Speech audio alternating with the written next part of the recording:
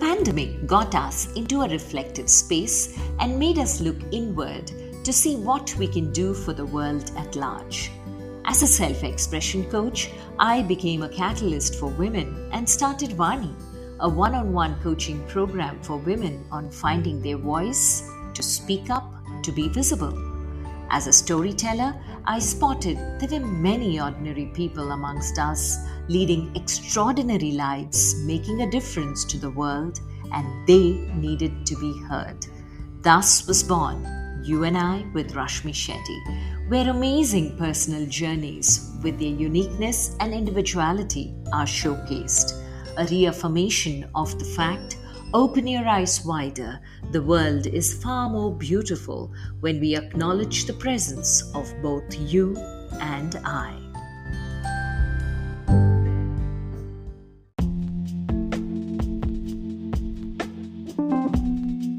Our guest today is Nirav Panchmatia, an AMFI registered mutual funds distributor, financial trainer, coach, TV personality, and now podcaster.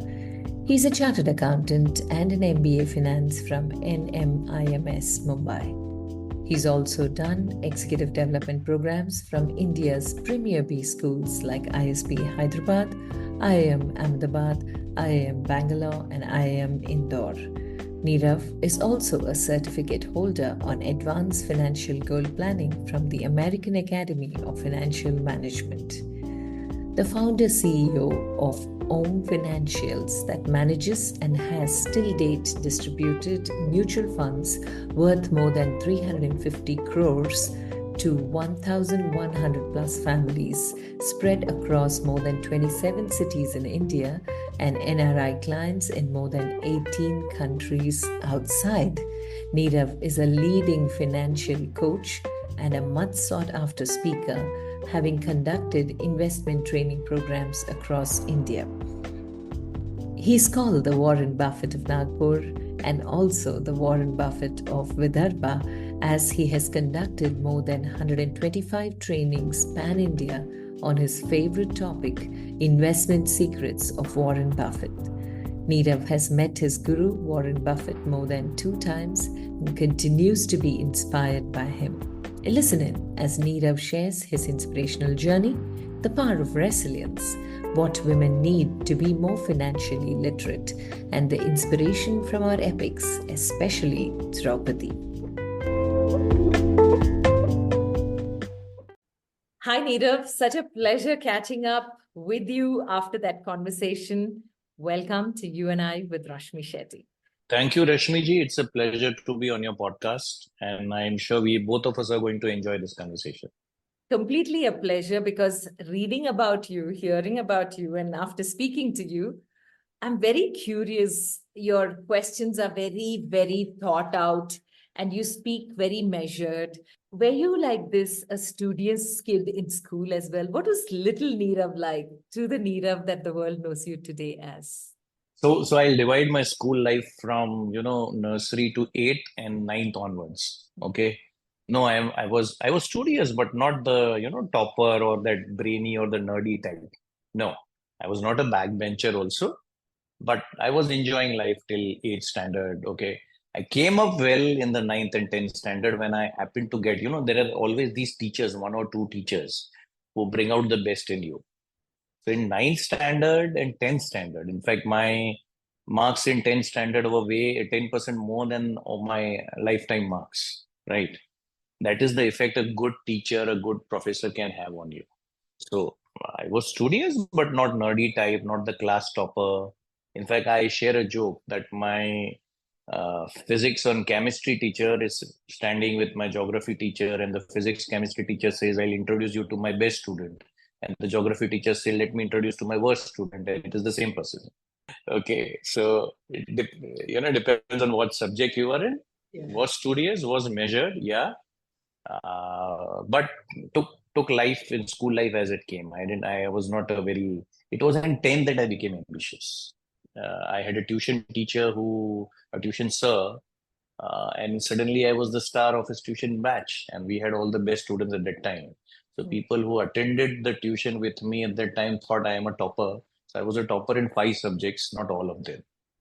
Right. So English, maths, algebra, geometry, physics, chemistry. That was my domain. Other subjects, I was as average as they come. The people who would sit next to me in these subjects, they thought I am a topper. People who would sit next to me in subjects like geography, history will think that, I am good for nothing. And I liked it that way. Looking back now, what is it about? You said you were your physics teacher's favorite. So, what is it about science that drew you more than social sciences? So science makes you think.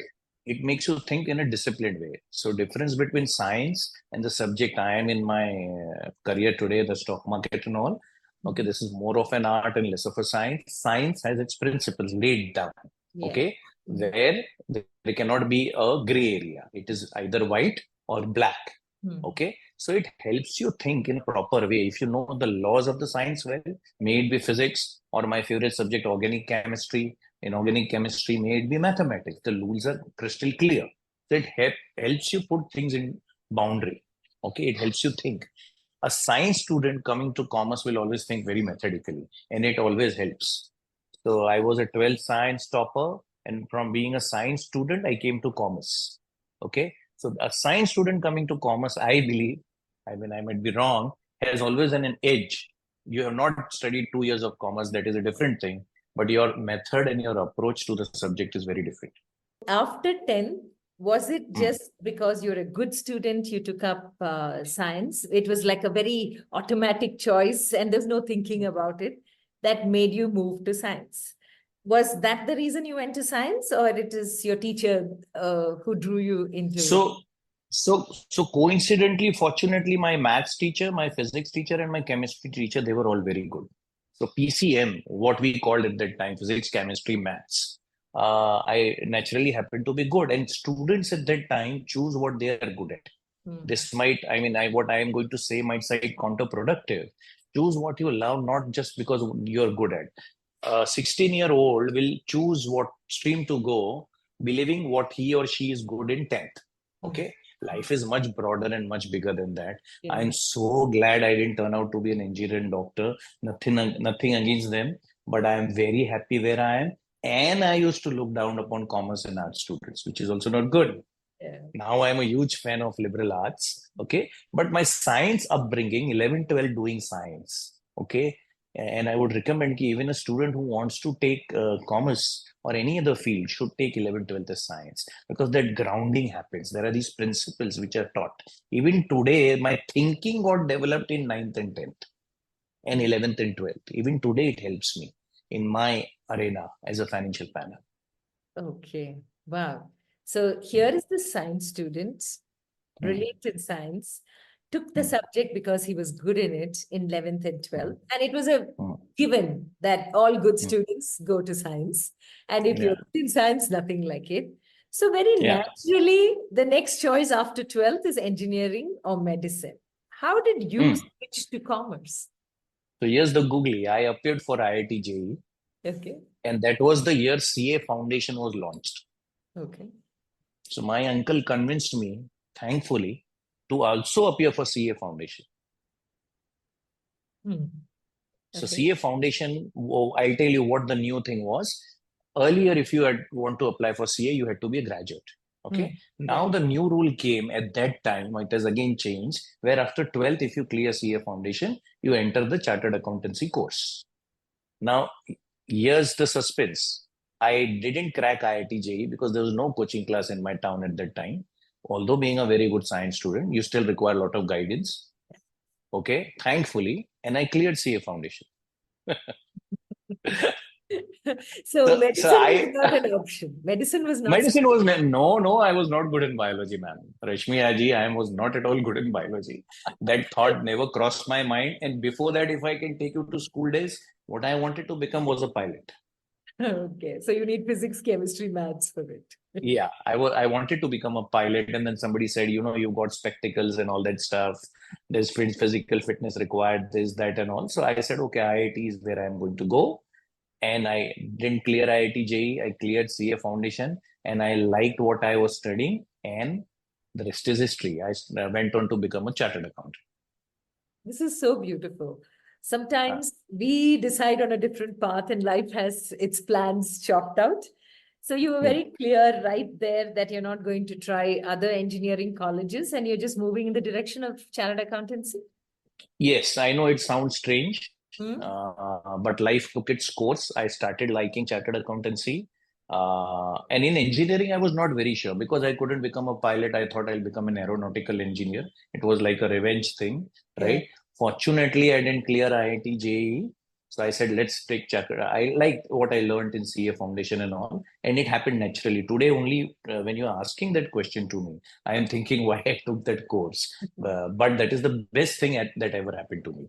I am made for the field that I am practicing right now. Had chartered accountancy or CA foundation not happened to me, I don't know whether I would be so good at what I am doing.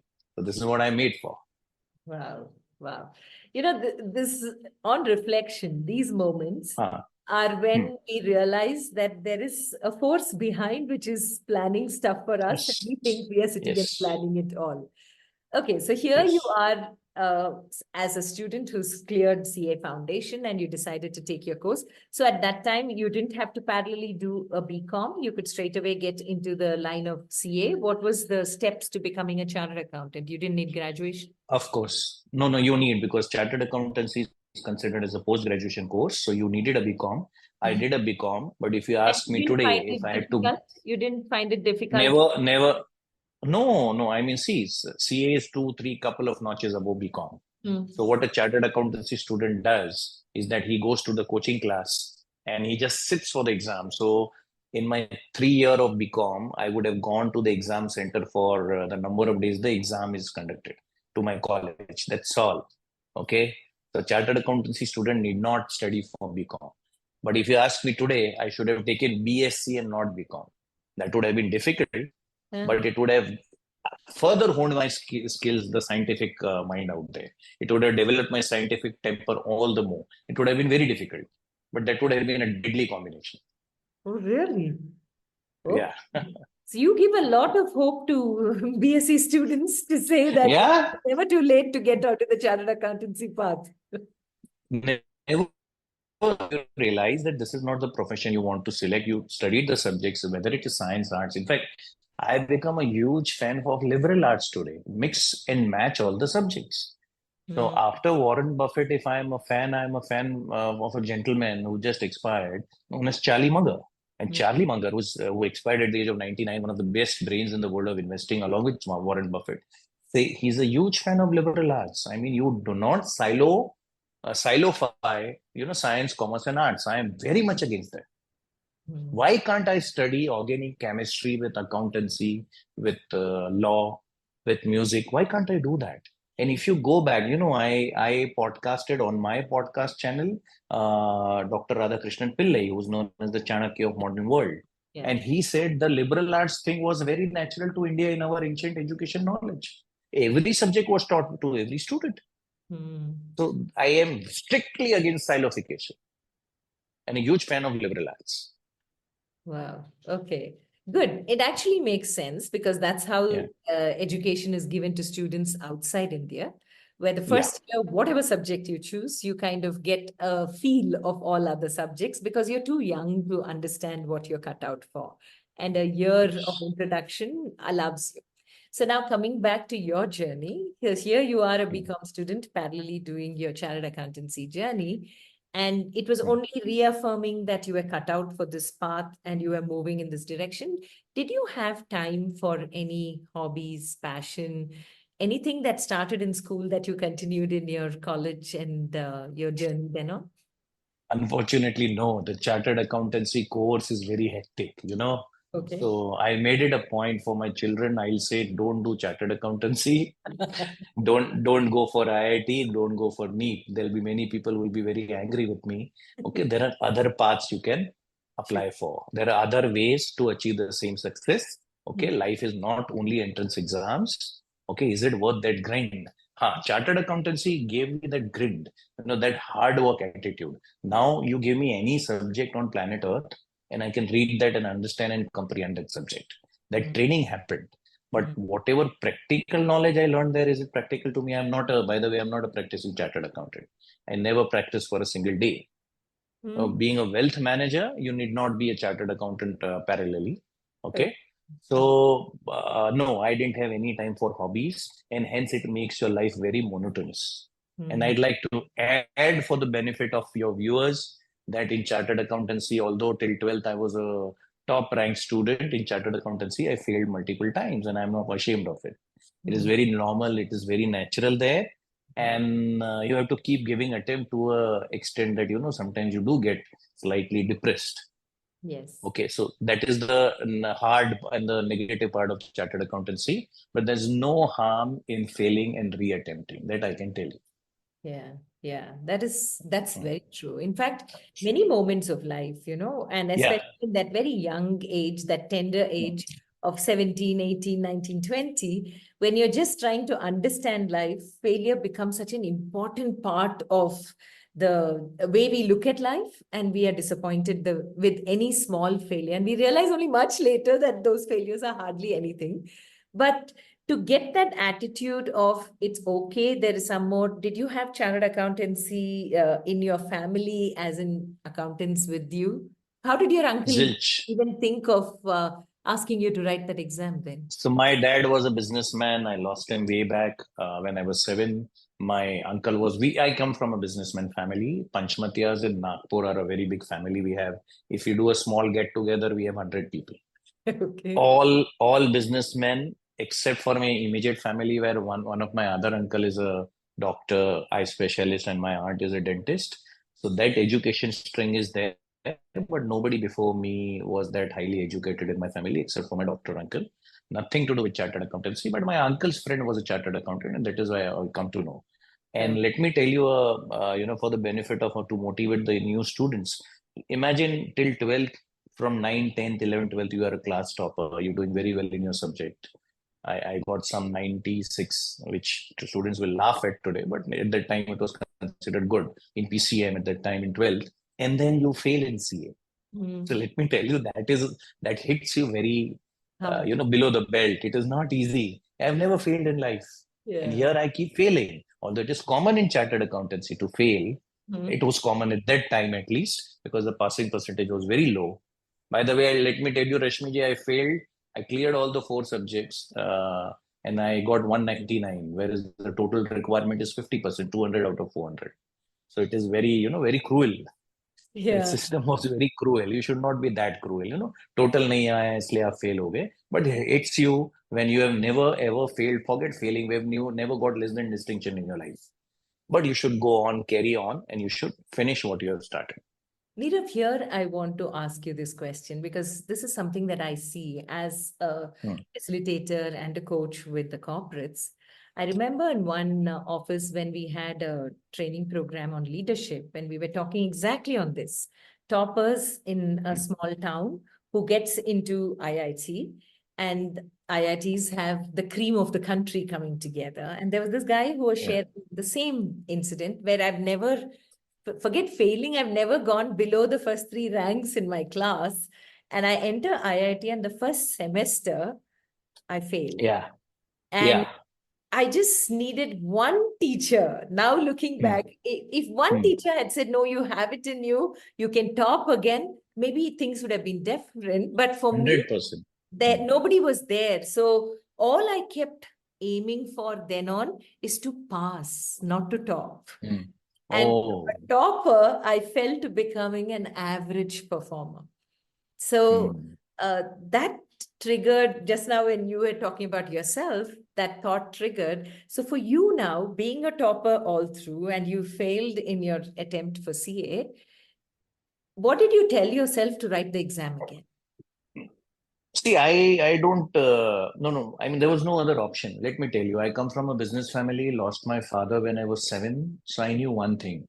That Mm. we had a family business of sugar. We were wholesalers of sugar, and that is one place I never wanted to go.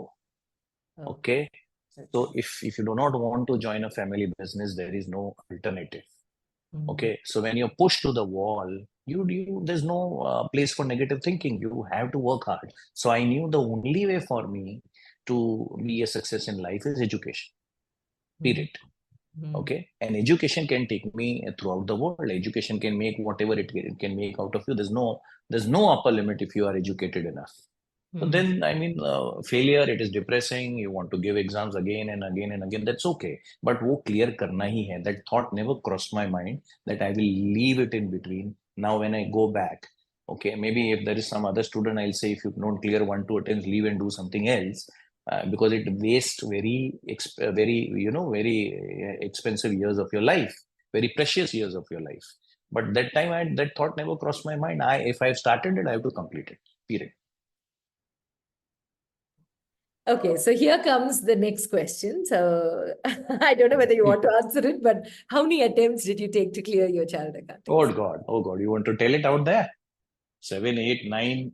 By the way, let me tell you, along with my chartered accountancy, when I was not able to clear my final exam, I'll answer that question, no harm. If that motivates students out there, कि इतनी बार fail होके भी कोई successful हो सकता है, let it go out. Okay, so I'll answer that question.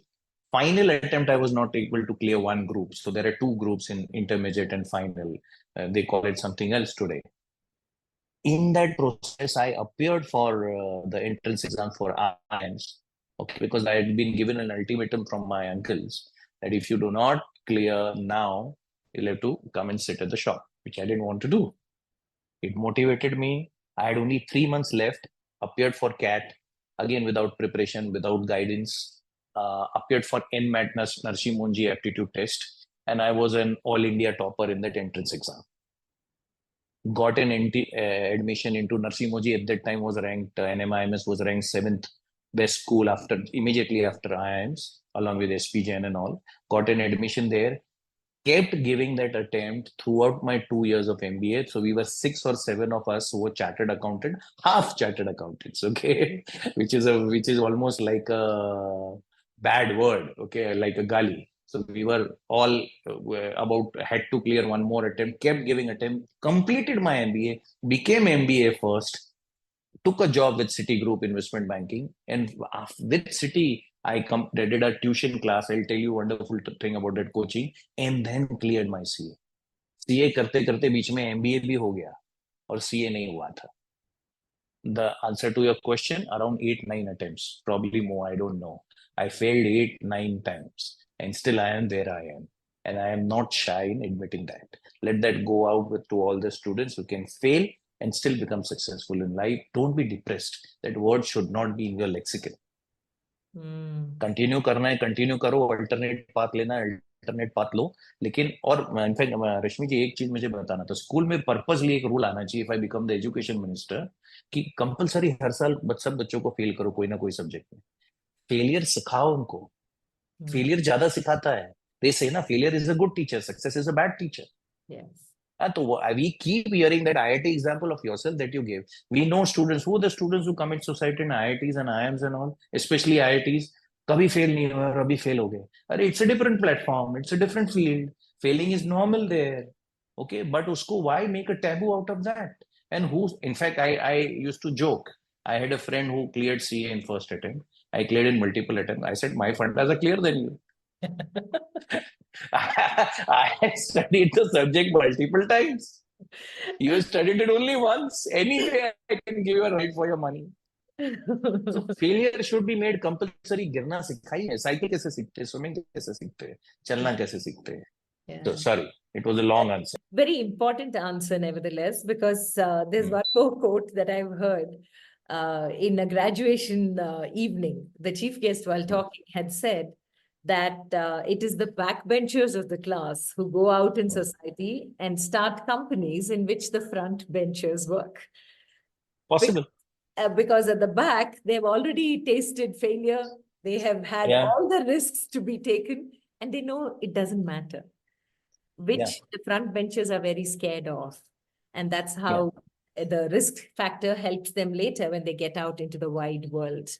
And you answered the question that I had coming up in my mind about where you got your resilience from. About one was your the work you did not want to do. You're very clear about that. But were you also clear what you wanted to do? Were your nexus clear to you? No, not at all. And that's what, again, I want to give a message Now I got that clarity very late in life. So now many students, many parents bring their wards to me, their children to me. भाई इनको clear नहीं है क्या करना है. Or if a student tells me at 16 or at 18 I am very clear what I want to do, I doubt it. Maybe there are a few exceptions. Okay, at 18, come on. How do you know? You might know that you want to go to IIT. So I say, if you want to become a particular profession, let's say you want to become a heart specialist or a neurosurgeon, go and look at the life, spend one day with a neurosurgeon. Tell him I'll assist you in whatever way possible. Do you like that lifestyle? Just because you like biology doesn't mean you want to be a doctor. That is a myth. Just because you are good in maths in 10th doesn't mean you should be a financial planner. यहाँ अलग type का maths लगता है. Okay, तो 10th का maths अलग होता है, 12th का अलग होता है, ग्रेजुएशन का अलग होता है, प्रैक्टिकल लाइफ में it is very different. So no, I was not clear, and I am not at all ashamed at admitting that. So I use something which in multiple choice question we are taught law of elimination. So when you are given four choices, we were taught that two are completely redundant. So you can cross the two, right? Now the fight is 50-50% between the remaining two. So after I did my CA, I did my MBA, I worked at 7 different corporate jobs.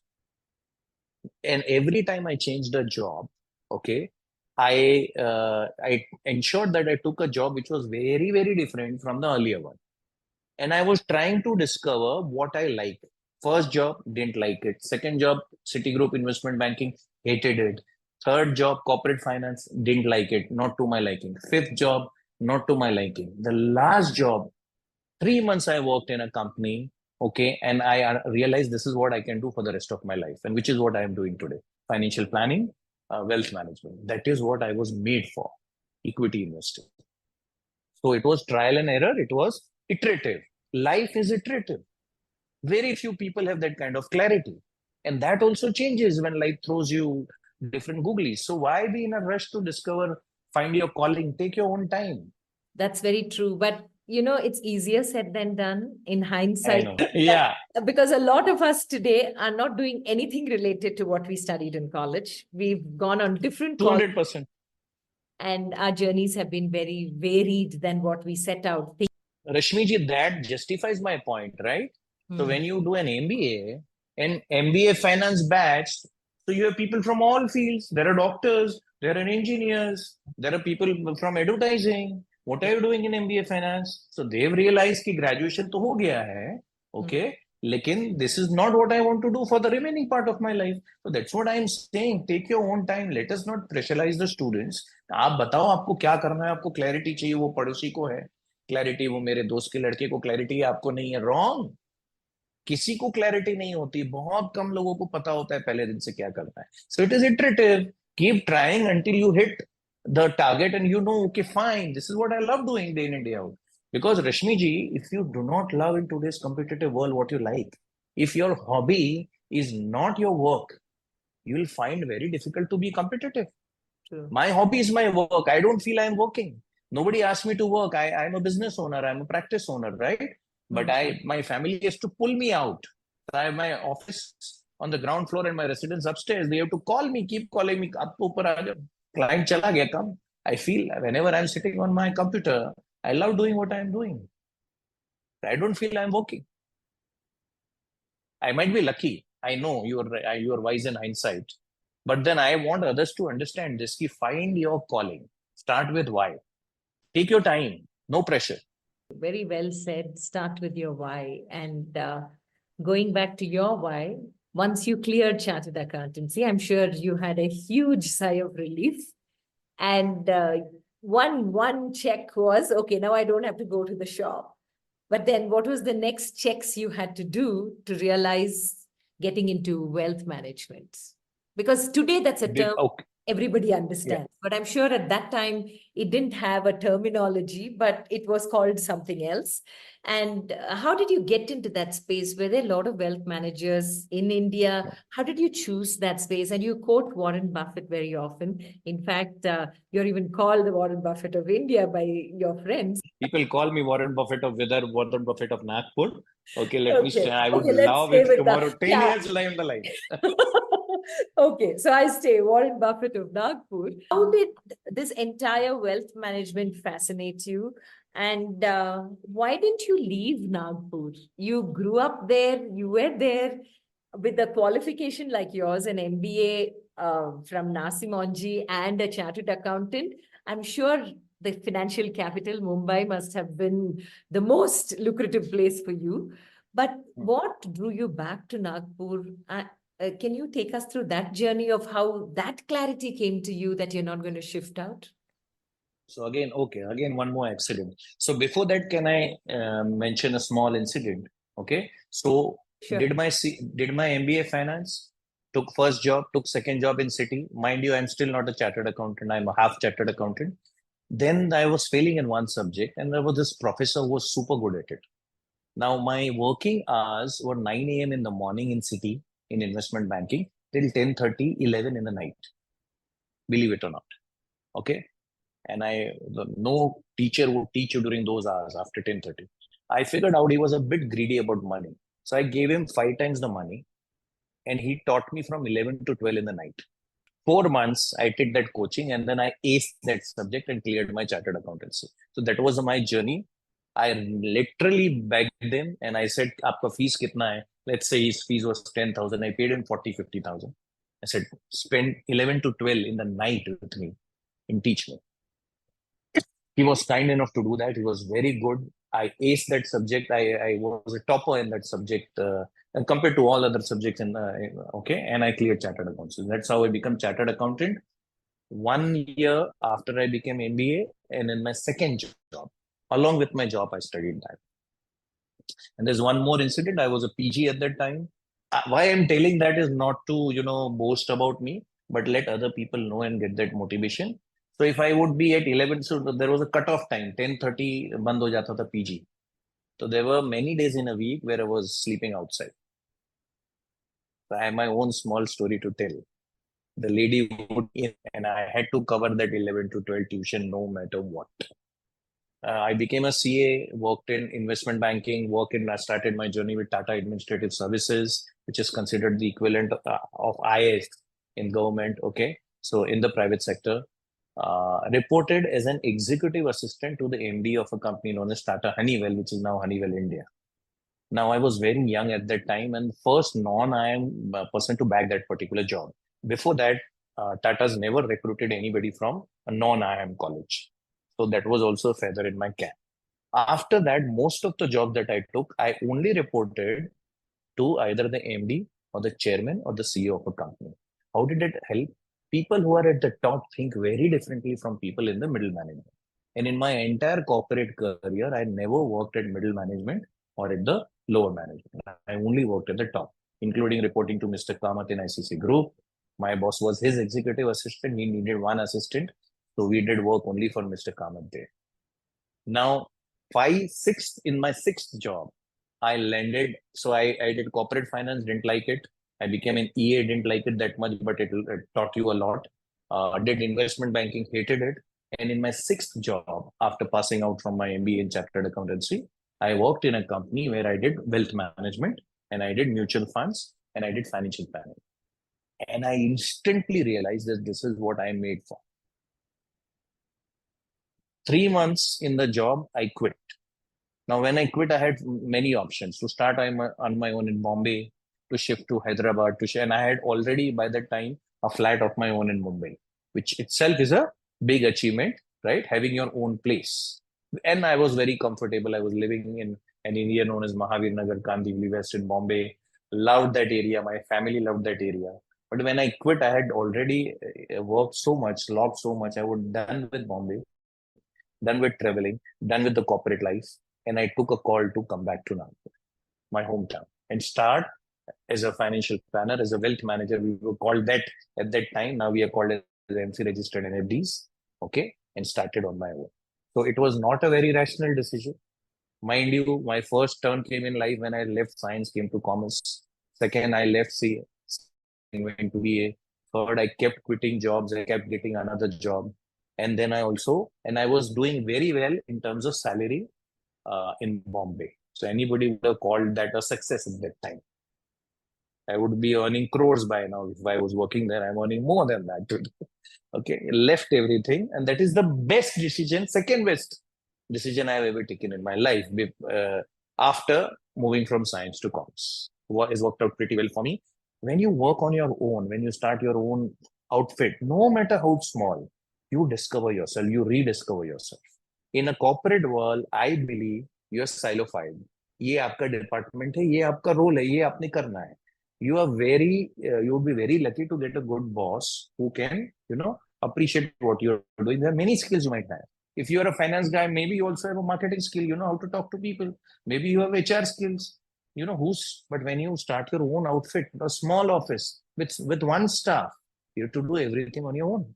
That brings out the best in you. If you have it in you, you should always start on your own. That is my recommendation. You could have still continued having your own business in Bombay or in Mumbai, Yeah. as it's called now. But what made you shift? Wasn't the fear lurking somewhere that if I shift to Nagpur, will my clients be the same? Will the profile of my clients change? There was no fear factor within you. Was that fear factor not there? Because you said you had given up practicing chartered accountancy. That was not the part that was of interest to you. You were already in wealth management.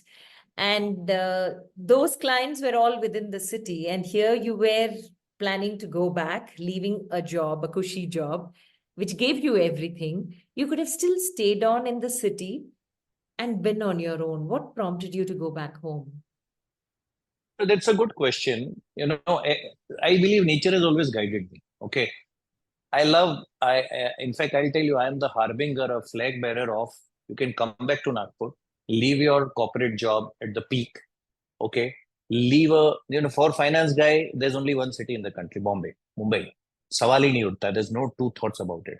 And we still debate in my family, I would have been a much bigger wealth manager had I continued in Bombay. The ticket size is 5x, 10x of what you have in Nagpur. But I'll tell you the hack of that also. Now, but it just happened. I was done with Bombay in one stroke. There was no, I'm a finance guy, but there was no scientific analysis that I did. And then I'll quote Mr. Amitabh Bachchan in खुदा गवाह कि बहुत ज्यादा मत सोचो, सोच गहरी हो जाए तो डिसीजन वीक हो जाते हैं. Okay, बहुत ज्यादा मत सोचो. Sometimes there is a calling. Came back to Nagpur. I had a place here, started my practice. Now, today also I have more clients outside of Nagpur than in Nagpur. I have client base in 17 countries abroad. I have clients in 27 cities in India. Okay. So how does me physically locating in a particular city a deterrent? Yes, for my TV shows, I have to come to Bombay. To meet the mutual fund guys, I have to come to Bombay. I understand that. But then I am also enjoying the laid back. I can do 5 meetings in a day in my city or 6. Which metro person can claim that they can do 5 or 6 meetings in a day? So the best of this life and whatever we're missing in metros now has come to smaller towns. But yes, it was not a very well thought out decision. Would I recommend that to other people? Probably no. I would have been much bigger had I been in Bombay. But I enjoyed life. I believe the corporate life was also started taking a toll on my health. That was also a reason. I don't recollect what exactly, but hote hote cheeze hoti gayi. I am not a very structured guy. In my practice, I am very structured. When I'm managing your money, I'm very structured. In real life, in my practical life, sometimes I just go based on the calling. I've always had a calling. I don't think twice. I don't look back. Once I decide, I go with it. How would you define success? Since it's Wow. completely based on what you spoke now, speaking about the clientele, which is spread to 17 countries. And you still say that had you been in Mumbai, maybe you'd have had a greater client base. And still you don't regret not staying in Mumbai, but coming back here. So what is success according to you? That's a very, very, very good question. Success is not like in my field, how big you are is measured based on AUM. Success is not, I'll tell you what it is not, and then we'll come to what it is probably. Okay. Still figuring it out. Success is not how big you are. You're number one. You got so many awards. You come on television. You've written books. All that stuff. That is not. That is a part of it. See, these are all means to an end. Success is also beyond a point, not money. Like I've been blessed with that ability, never compare myself with anybody. I believe if you compare yourself with your colleagues or anybody, that means you're somewhere suffering from inferiority complex. You're telling कि उन्होंने जो किया वो मैं नहीं कर सकता हूँ या मैं नहीं कर सकता. क्यों नहीं कर सकते यार? आपने कभी उतना एफर्ट डाला है? उनका एफर्ट देखिए यार. आप अपना एफर्ट डालिए. So only a inferiority complex person will compare himself or herself with other one. Whether it comes to what position he or she is holding or what salary he or she is drawing. People who are drawing 10 times more money or earning 10 times more money than you are miserable. So वो तो success फिर नहीं है. Your career is one part of your personality and one part of your life. It is a means to an end. It is not the end in itself. तो वहां तो success नहीं है कि करियर में हाँ फेलियर नहीं होना है, अपने कुछ करना है, घर चलाना है. You should earn enough to take care of your family, provide for the financial security, done. And every person, even even a poor guy does that, even a very rich guy does that. But don't make it a habit कि money का एक goal मत रखो. When I have so many crores in the bank then I will be happy. Maybe you will not be around, okay, to enjoy that kind of wealth. Then there is family. So you are a complete failure, okay, if you paid so much attention to your career, okay, that you didn't pay attention to your family. The joy of bringing children up, spending time with them, okay, that is a wonderful thing. When they are kids, being around them, shaping them, you're going giving one or two human beings to the planet. उनको तुम कैसे treat करते हो, उनको तुम कैसे human beings बनाते हो, that is important. Then now, see, I'll tell you, I am at a stage of my life after COVID and after some incident recently. I have revisited everything in my life, and again, I am at a turning stage in my life. And I believe, are you here only to take care of your family? Everybody does that. Even animals do that. Big deal. Go beyond that. At least help one, two, three, four, five individuals who have nothing to do, not your friends, not your relatives, not your family. Can you provide for them? Are you so small that you're only going to provide for one, two, three, four, five people? Life is much more than that. What plus is plus you give? What was your contribution to society?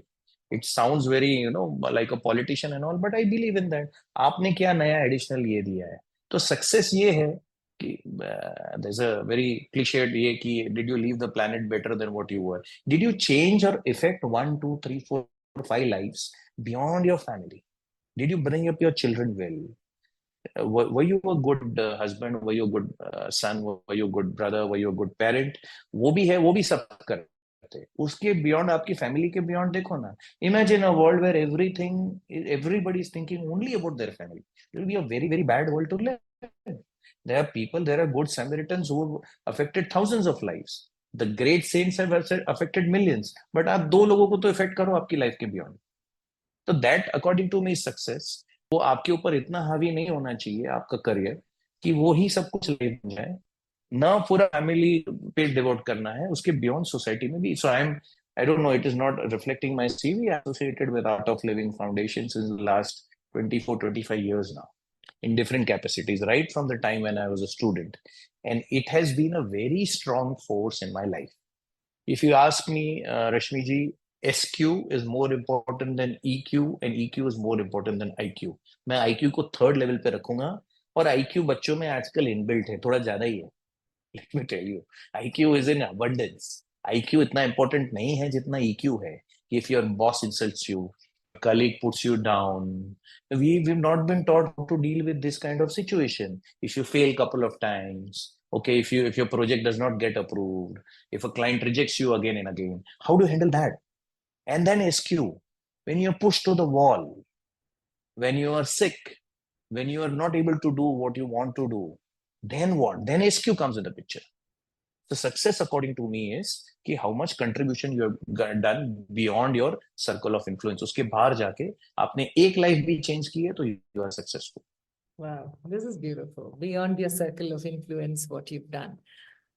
Now coming to that point of circle of influence, what gives you that title of Warren Buffett of Nagpur? Okay, so somebody somewhere would have introduced me like that. So I've been visiting, and in coming May, I'm again going to visit Berkshire Hathaway. Berkshire Hathaway is the company of Warren Buffett. Warren Buffett is based Again, in a small sleepy town. No, one of the motivation for me to come to a sleepy town back to Nagpur is Warren Buffett, who's considered the god of stock market investing, operates from Omaha, not from New York. A normal thinking will say, okay, the majority will say, you are in stock market, you manage the biggest portfolio on planet Earth, you should be New York. He says, the father, I am from New York. There's a technical term in engineering and in finance known as noise. I am away from the noise. वो day to day आवाज नहीं चाहिए मुझे, क्योंकि if I'm buying a stock for 10 years, 20 years, 30 years, how am I concerned कि day to day क्या हो रहा है? So that answers that question. Why did I come back to Nagpur? Let me stay away from Bombay, yet my life revolves around Bombay stock market. So having attended Warren Buffett for so many years, I started coaching about Warren Buffett. I have a topic, Investment Secrets of Warren Buffett. I would have covered that topic more than 120 times. I've taken more than 120 talks, seminars on Warren Buffett's style of investing across India. So it just happened. Somebody labeled me like that, and people started introducing me like that. That's a nice title to hold. So a wonderful title, and I equated to our epics Mahabharata कि Arjun became Arjun because of Dronacharya. Karna became Karna because of Parshuram. So I believe in today's world, on your YouTube, on your mobile phone, you can listen to the best stock market brain in the world sitting here, and I can also physically visit him. Okay.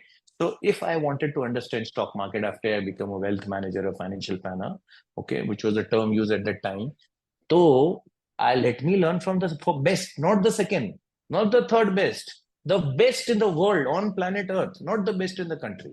And this is the message I also want to give to the youngsters. अपने field के number 1 के पास जाओ, number 2 में भी मत जाओ. Don't go to the second guy in the country or in the city. Go to the best in the world and learn from him. See, Warren Buffett has been compounding wealth at 65 years at 20% per annum. No person ever in future, I can give you in writing, will ever be able to do that. You might ask me, ऐसा थोड़ी आपको कैसे पता कल कोई great आएगा? 65 years wealth manage करने के लिए आपकी age 85 years होनी चाहिए. 20 years तो चाहिए start करने के लिए. एक तो long life होना चाहिए. अच्छा, there are many people who over a 10-year period, 20-year period have beaten Warren Buffett, but then they give up. They do very well. They do double of what Warren Buffett does. 25th year में they retire in their career. Okay? 65 years wealth manage करने का motivation चाहिए. 85 years की age is 94 today. And he says, I tap dance to work. There's a book, Tap Dancing to Work, on Warren Buffett. So that is what motivates me. And by the way, Rashmi ji is a wonderful human being. He has taught me more about life than compared to about stock market. He has very basic needs. Doesn't change his car, doesn't change his frame, the spectacles that he wears. A very simpleton man, yet he can buy all the properties in the world. Yeah. So that's true. That's true. So since he's somebody who is so simple and grounded, and you've spent time with him and listened to him so many times, in one statement, can you put his learnings or his philosophy of life? Because anyway, you've done 120 talks on how investment. Wow. Still, it is one of the toughest questions, right? You want to sum me up, if you ask me, speak on Warren Buffett for 5 years, I can do that. Yeah. Saying that in one line, be grounded, be grounded. See, I believe stock market is like a person who is like a rishi, like a saint. He can become a very successful stock market investor. I believe Warren Buffett is like a saint of India. Very grounded. The market के ups and downs, life के ups and downs उनको affect नहीं करते. Okay, and if you can stay away from the noise, जो बाजार में चल रहा है, जो popular opinion है, if you can have your own thinking, if you can think for yourself, and even the experts, even people who think who are your teachers, even if you don't, in fact, there are cases when I've gone against Warren Buffett's advice. So there was this stock that Warren Buffett bought. So I bought it. He sold. I didn't sell. And I made money. He's God. For me, he's God. Yet I have my own mind because it is my own money. So that is one statement. Be your own self, be grounded, and be humble. And a good human being can be a very wealthy individual. Yeah, that's true. That's true. And talking about wealth, you're anyway into wealth management. There is one area, Nirav, that we as women are usually pointed fingers at, saying that we are not good wealth managers. Our mothers, grandmothers used to manage wealth so well that the end of the month when there is no money, they'll pull it out of some secret space in the kitchen or under the bed. Because I remember my mother used to keep money, cash stacked up there for any emergency. So what is it about women? And is there something that you have as a tip or something that women should remember as far as wealth management is concerned? Because today also there are a lot of us as women who think that's a male bastion, and if the men in the family take care of that, I don't have to know. But today it's a life skill. Finance is something that all of us should know. So if there are some things, or at least two things you'd like to tell the women around how and why wealth management is important, what is it that they should definitely remember? What will they be? Thank you, Rashmiji, for asking that question. Here is my statement on women and money, women and wealth management. Let me tell you, it is my personal goal in life to make women financially literate. Okay, it has nothing to do with my practice as what I do. It is way beyond that. Because they say if you teach a woman, you impact two households, right? A father's house and her husband's house. Second, on balance, other thing being equal, women are better investors than men. It is a myth created in our society that men are better at managing money. It so happened that men happen to manage money. I manage money for 1,100 families across the world, and I can tell you, men are no better than women. If I have to give one notch, 1 point more to either of the two, I'll give it to a woman. Because, and I said that in a seminar, Financial Literacy for Women, that I conducted yesterday. Because the first quality of a good investor is patience. Who is more endowed with patience? Tell me that. I'm not talking about a trader and a speculator. Again, it is a myth, Rashmiji, that you have to be good in math. Only formula that you should know is compound interest, which is taught in 5th standard or 6th standard. If you understand compound interest, if you understand power of compounding, and if you understand time value of money, that money tomorrow is compared to money today has different values. If you can understand these two concepts, कोई और math का subject करने की जरूरत नहीं है. On balance, women are better. It's just that women have not been exposed to this subject. It is my personal goal in life to make women financially literate. Women have started earning money, sometimes more than the husbands. Okay? But who will take your investing decision? My husband, my father, my brother. Are you're earning money. It's your money. It's time now we teach our daughters that you have to be financially independent. And if it is your money, you manage it on your own. Don't rely on him. Okay? And if need be, tell him I can manage your money also. But my money, I'll take my calls. It's time we teach the youngsters, the teenagers, the generation Gen Z out there, especially if you're girls, आप अपना पैसा खुद manage करोगे. Financial planning skills should be taught in 9, 10, 11, 12 in school, college before they go out in the big bag world. That is my thinking. And how do you choose your wealth manager? How to choose your wealth manager? Great. One, he has to be a good person. Ask him all the questions, all the probing questions, him or her. Don't be shy. So, first question I ask somebody is the prospects who come to me, who is managing your wealth? Mr. XYZ, Miss XYZ.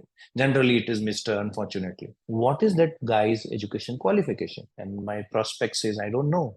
I said, come on, if you have to go to a doctor, will you not cross-check what is the education qualification of the doctor? So in the world of money, why do you entrust money to somebody whose education you don't know? So the qualification in India to become an insurance and a mutual fund agent is 12th pass in cities and 10th pass. That is so bad. Your advisor, your wealth manager, whatever term you use, should be way more educated and experienced than you are. So first check the ethics. Let's say he or she is very highly educated, but he or she is not ethical. Now, how to find ethics? आप आदमी को पहचानना सीखो. How do you select your friends? How do you select your better half? Same rules apply here. You will be able to judge talking to him or her a couple of times that person is good or not. Okay, ethical or not. Because an intelligent person who is non-ethical is more dangerous to you. Okay, just because he or she is qualified doesn't mean he's ethical. So rule number 0, not 1, is ethical. आदमी अच्छा है कि नहीं वो जान. Second, educational and work experience. वो पूछो.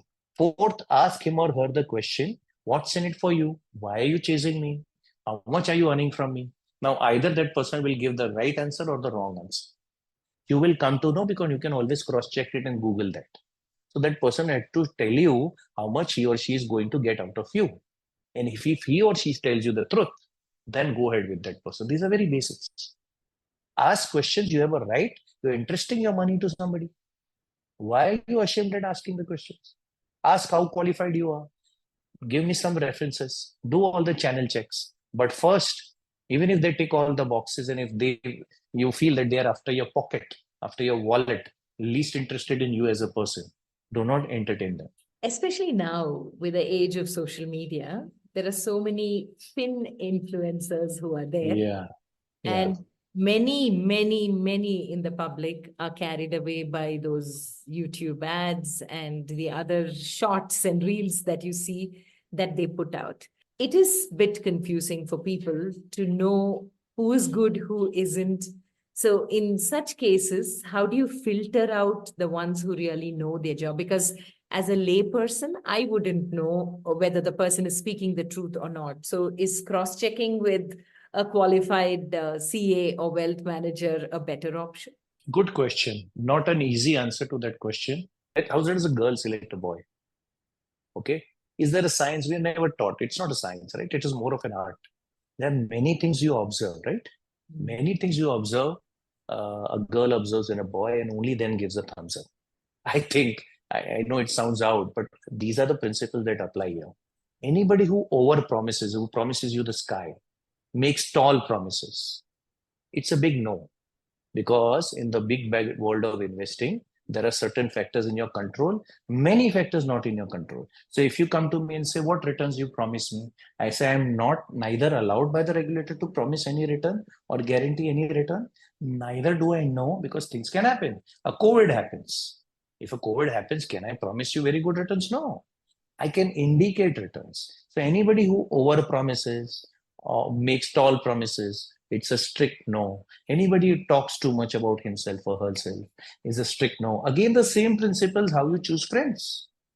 Anybody is too arrogant, overconfident. In our stock market, they say if you're overconfident, the stock market will show you your place tomorrow morning. Okay.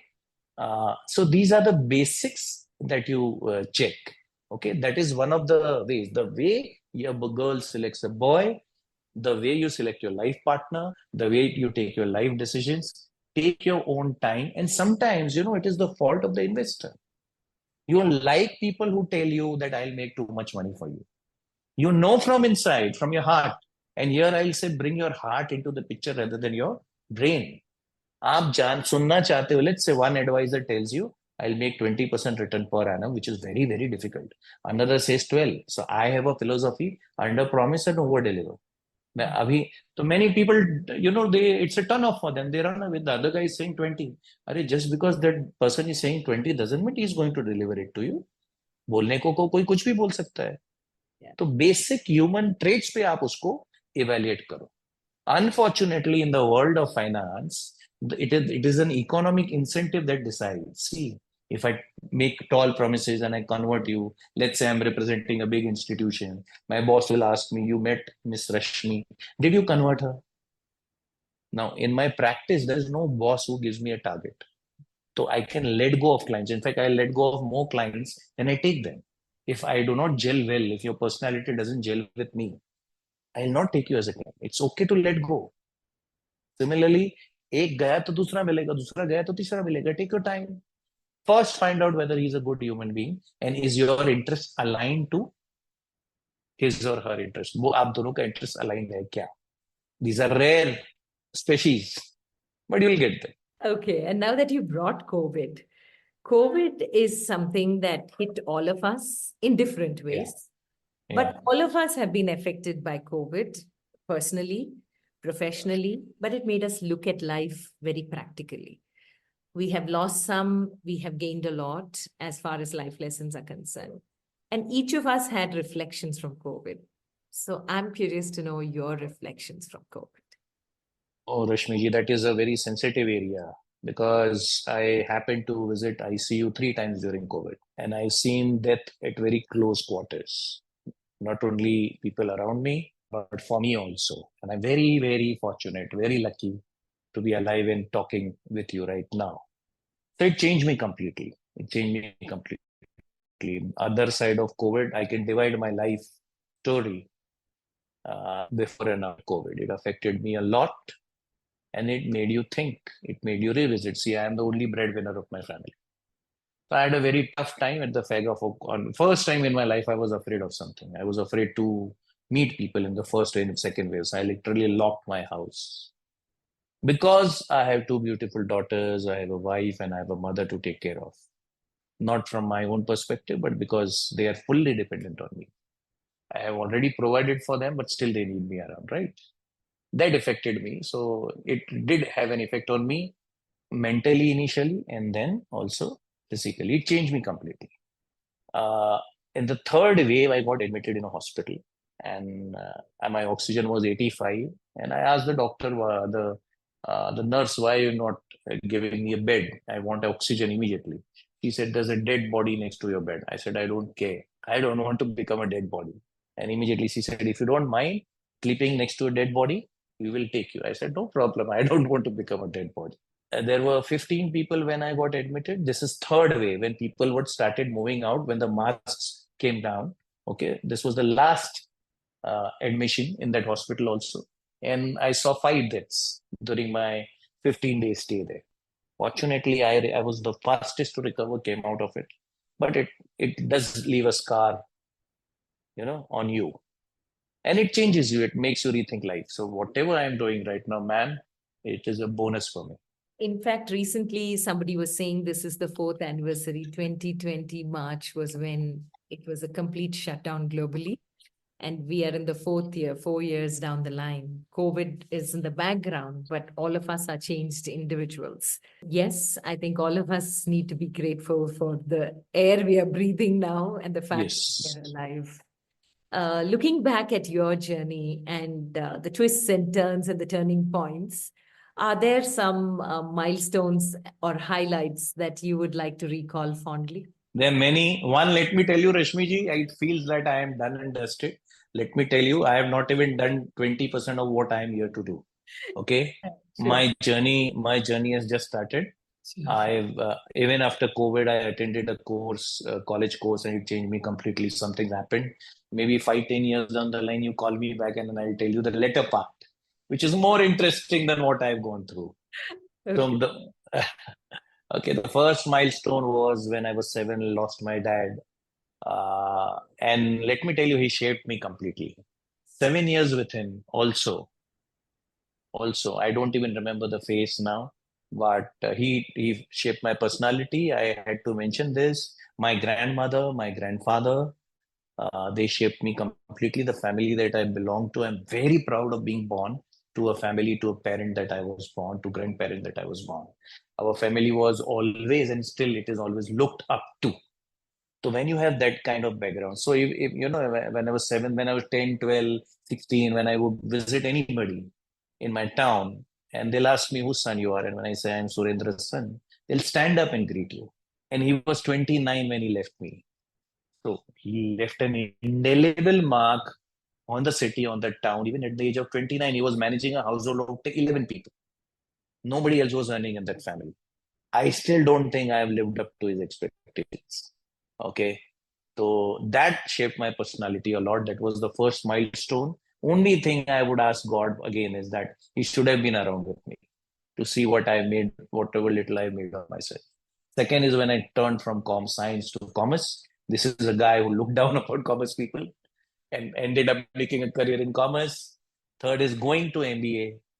It was like a bird coming out of a cage, not anymore under the protection of the family or under the restriction of the family. You're on your own. That shaped me. Another stage was leaving Bombay and coming back to Nagpur and starting as a practitioner. Started my blog, started coaching. Rashmi ji, one thing I'll tell you, I'm a born teacher.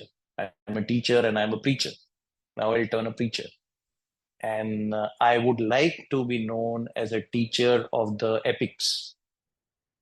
Okay, I want to develop courses on my field. I can talk any day. You wake me up from the middle of the night, I can start speaking on Warren Buffett and stock market and mutual funds. That is done and dusted. कोई बड़ी बात नहीं है. I want to now start developing courses on Mahabharata and Ramayana. I am developing a course on Draupadi and teach the woman of the world what personality Draupadi was. Even I've been reading Mahabharata all along, और मुझे उनका ये aspect नहीं पता था that he was single-handedly managing the kingdom of Indraprastha. She was the financial planner. She was the finance minister of Indraprastha. She was everything. They say she knew every single individual in Indraprastha. And one of the reason why Duryodhana wanted Indraprastha is that everybody was leaving his kingdom and moving to Indraprastha, because the Draupadi never ate before every single individual citizen of the country of Indraprastha ate. She manages so well. When Yudhishthir and the Pandavas wanted to attack somebody, they would ask Draupadi, is it a right strategy? Once Krishna and Satyabhama visited Draupadi, and Satyabhama noticed, he asked Draupadi, all your husbands are so much taken by you that they keep staring at you all along. It's been years that you all are married.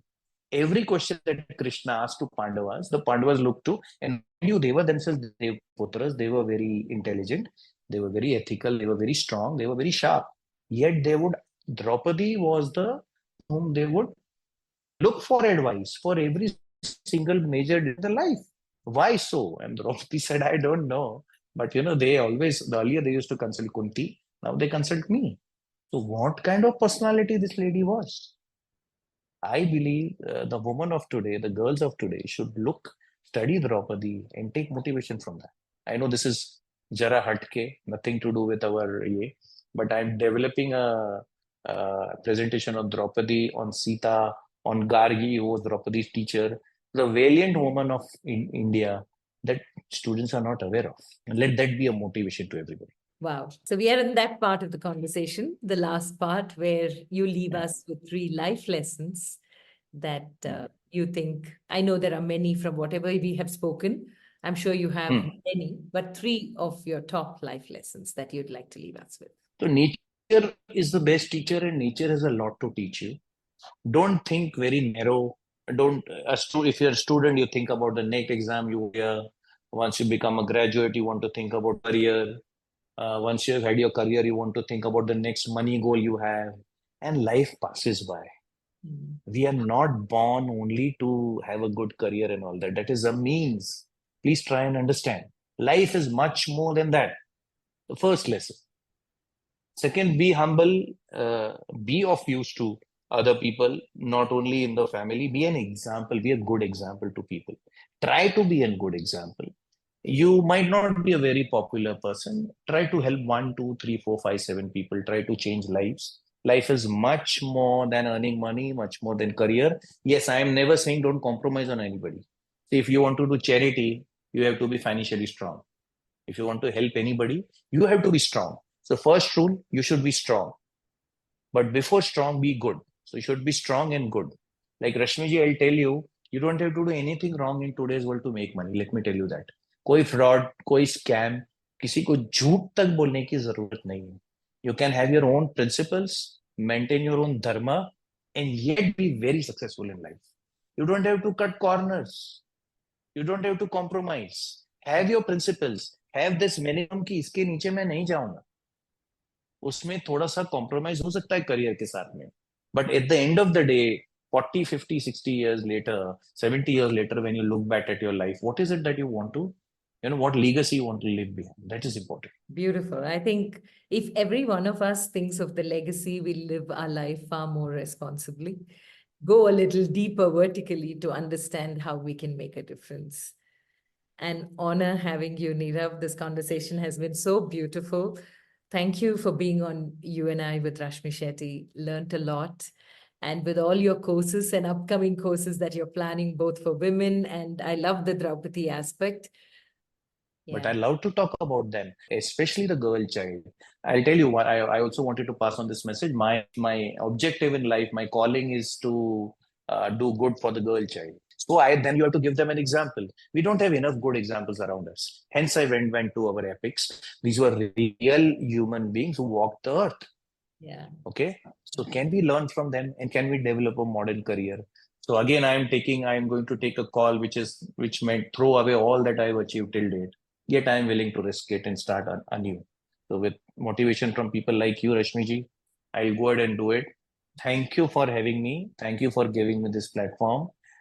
I wish Godspeed for your platform. It's a very good thing you started this podcast in COVID. And I think talking to people, bringing them on your platform, you're giving a good platform to them and people who are going to listen and get motivated. It's a wonderful thing. Thank you for having me. All the very best, Nirav, and shine on.